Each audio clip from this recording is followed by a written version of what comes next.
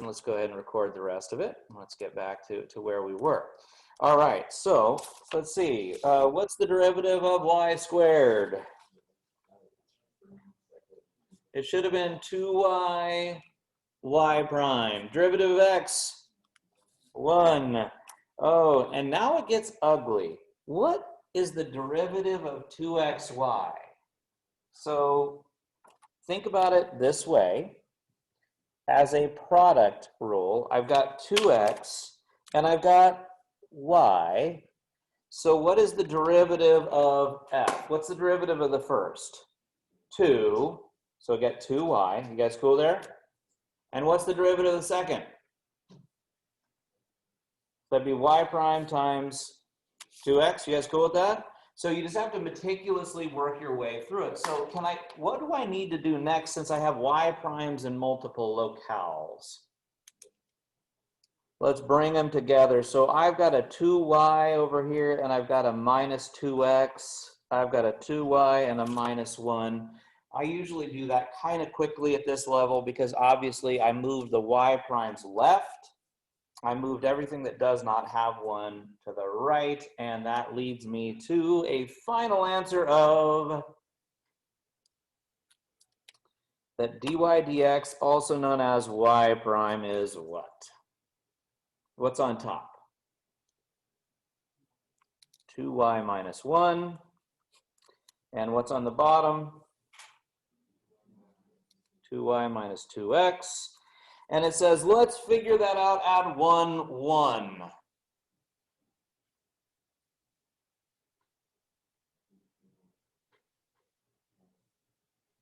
No bueno. What happened at 1, 1? 0 where? On the bottom. Uh-oh, undefined. At 1, 1. Because what really happened? It was vertical, wasn't it? So in fact, if we were going to go over here and we were going to look at our happy little equation, let's go ahead and see what happens if we look at that equation. It was vertical, wasn't it? So this is a little bit strange for people to think of because this actually does work. It was x equals 1. That is our tangent to the curve. Notice how it just barely glances and goes up. So is there a tangent line? Yes, but it's not a derivative because the derivative itself was undefined. And so that obviously was rigged to do something for you guys, just to highlight something. And that was right here, is that when you go ahead and you do your derivative, your horizontal lines are going to happen when it's equal to 0, but be careful. You got to make sure that the top is 0, but the bottom isn't 0 too. Because what happens if you have 0 on top and 0 on the bottom? This goes back to one of our first units of the year. What was 0 over 0? That was called indeterminate form. That was one of those naughty things that sometimes works and sometimes doesn't. Vertical tangents happen when the top is not 0, but the bottom is. Is that what just happened in that last problem? The top wasn't 0, but the bottom was. And then last, there is no tangent line if you get 0 over 0. So if you get 0 over 0, we just kind of just bail out and say, no, thank you very much. All right, so let's move on. All right, so let's check this thing out. I'm going to give you guys a few minutes. I would like you to do number 7 entirely from scratch. You've got a circle. You've got x squared plus y squared equals 4. I want you to find dy dx. I want you to verify where those horizontal tangents are, where the vertical tangents are, and what would happen at 3, 4. We'll go over the answers in a couple. Amber, were you asking me a question? No. Okay. Thought I heard something. This is such a nice problem.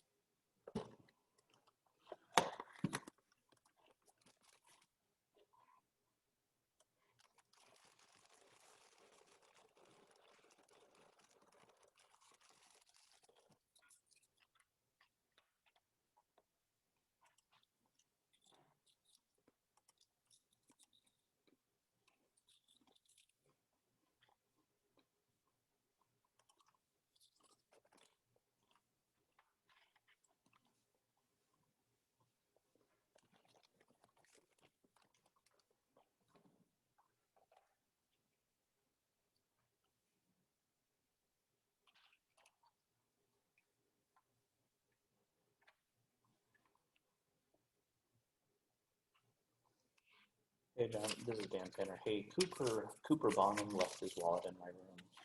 So, thanks. Bye.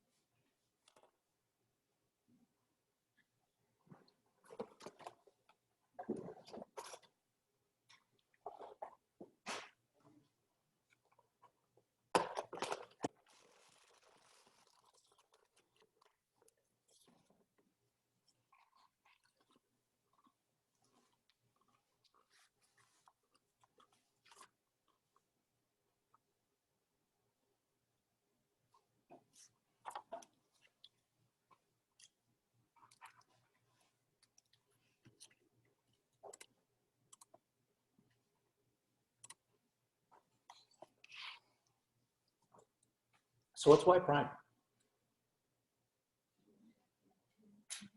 2x over 2y?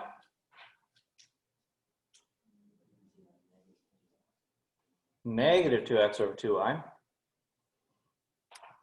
Now, by the way, think about that for a second. Think about if you're standing right there. Think about that tangent line. Would the tangent line be uphill or downhill right there? Downhill. X and y are both positive, but it has a downhill slope. What would be right here? It'd be an uphill slope, but one of them's negative and one's positive. It does make sense that y prime is opposite x over y. So why does it validate that at 0, 2, why is this, in fact, horizontal? Because the numerator is 0, but the bottom is not. So that'd be 0 over 2, which is 0. Also, this one would again be 0 over negative 2, which is also 0. Does that actually work okay on the next one, the vertical? Because then you get 2 over 0 and negative 2 over 0. They totally work. And then how about the slope at 3/4? At what values is the slope 3/4? That's kind of weird. Where is the slope of the graph 3/4? Well, what's the slope? Didn't we just say that the slope was negative x over y? Where is that true?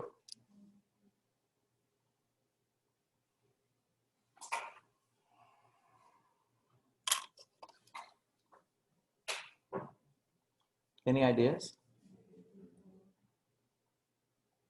Is it true at negative 3/4? Is negative 3/4 even on this curve? I mean, honestly, it only goes as far as 2 over here. It only goes as high as, so it's not, that's weird. Any ideas? Any ideas how to find out where it's actually on the curve and having that slope of 3/4? Yes.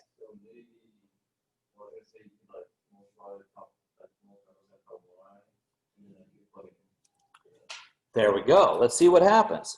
So I get negative 4x equals 3y, right? So in other words, y is negative 4x over 3. So that's the relationship between the two of them. But then we had this magic little formula that we started with, right? So what are you going to replace y with? That. See, if we replace y with this, I've got x squared plus negative 4x over 3 squared equals 4. Is that solvable?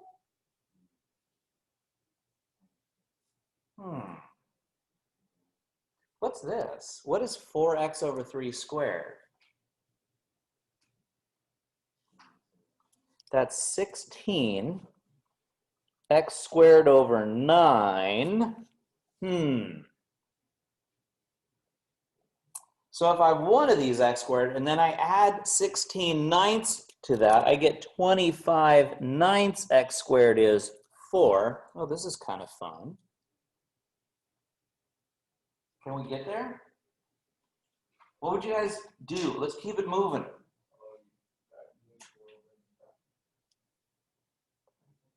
Oh, that's cute. I didn't even think about doing that. I like that. I mean, I was just going to divide both sides by 25 ninths. But I do like the idea of moving the 4 across and then factoring, because then you have a difference of squares. That's pretty nice. I like that idea. So 4 divided by 25 ninths is like 36 25ths. So guys, what does that make x? Oh, this is really goofy. What does that make x? Oh, wait a minute. Wait a minute. What happens when you take the square root of both sides? Oh, man. There's a plus or minus. So we have one of the answers is at 6/5. One of the answers is at negative 6/5. But if I know what x is, how do I find out what y is? Can I plug it in right there? I just need to take 6/5 and I need to multiply it by negative 4/3. And I got negative 8/5 and positive 8/5. That was a little tricky little question, wasn't it? So somehow, at those particular values, we had a nice little slope of 3/4. Now, why does it make sense that it happened in the second quadrant and the fourth quadrant? What's going to happen to the slopes here? They're going to be positive. They're going to be negative in the other places. Okay, so we're just going to maybe look at one more of those, and then I'm going to give you guys some time to work. So we've got an egg. This is technically an ellipse, but it's an ellipse that has a little bit of a slanted axis right here. So what I want to figure out is, where is the tangent horizontal and where is it vertical? So this is kind of the finish line that I wanted to get to today, and then I'll give you guys some time to either study for your test this tomorrow, or you can work on the homework that's on this thing. So I don't think the derivative part is going to bug you guys too much. Derivative of 2x squared is just 4x. Derivative of xy, derivative of the first times the second, plus the derivative of the second times the first. 8y, y prime equals 0. I don't think most of those things are going to bug you guys too much right now. What do we need to do if we want to get y prime by itself now?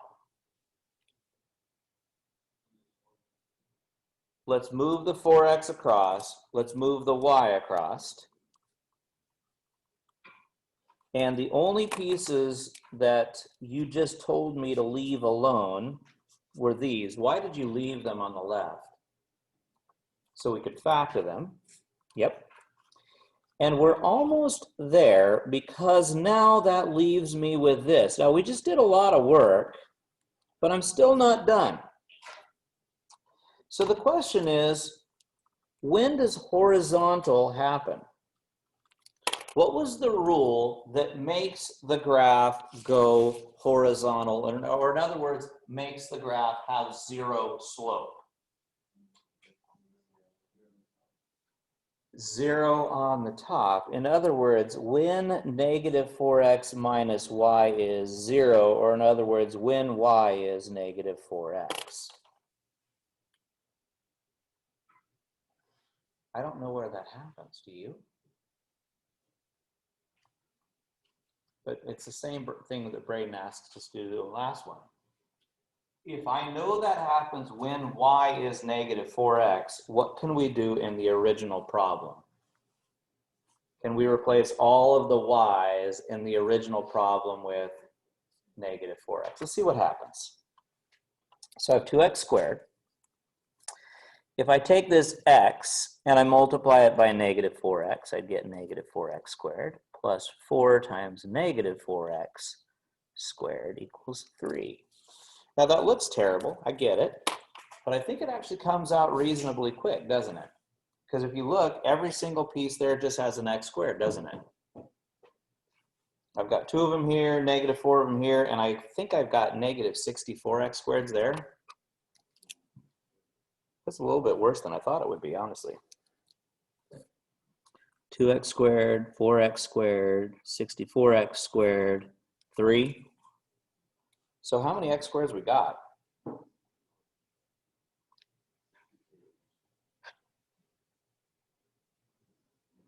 feel like something went wrong. Did I make a mistake?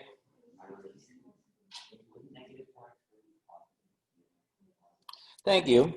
I'm like, I know I made a mistake because this is not going to come out right. There is a place where it does. Thank you. That is a positive.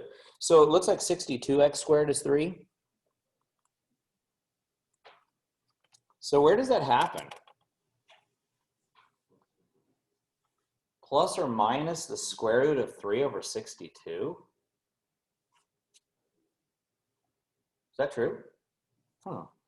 So the 2 places where it goes horizontal is root 3 over 62 and minus 3 over 62. And what does that make the y value? Because again, I wanted to find the coordinates where this happened. And I know where x is, but what the heck is y? See, this is one of the places where calc can get a little bit tricky for people. If I know what x is, how the heck am I going to find out what y is? Look right there. What does it say that y is?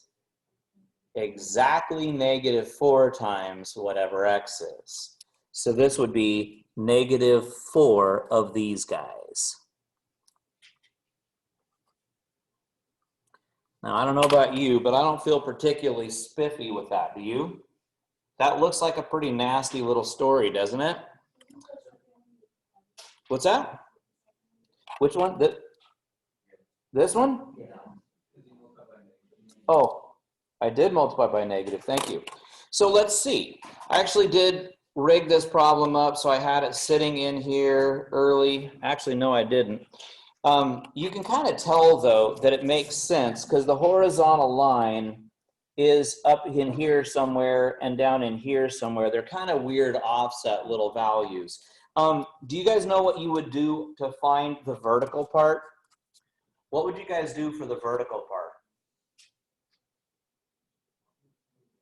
Do the same thing, but with the bottom. I would set x equal to negative 8y, and then I'd go through and solve it again.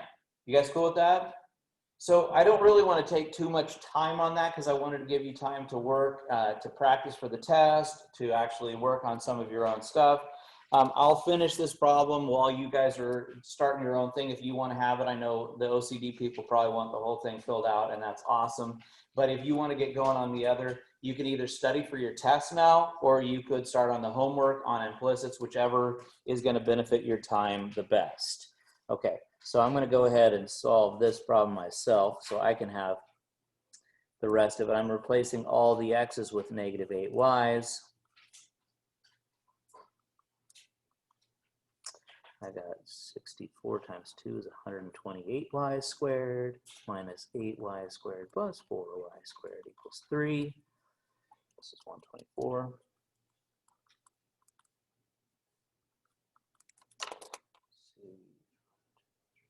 Does not divide nice. Plus or minus the square root of 3 over 124.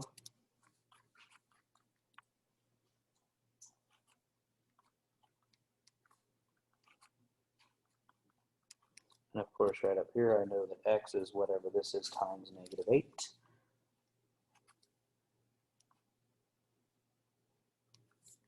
10 times -8. So these are the two vertical tangents. And so that'll kind of finish us off today. There we are. And so hopefully that'll help Gene out a little bit.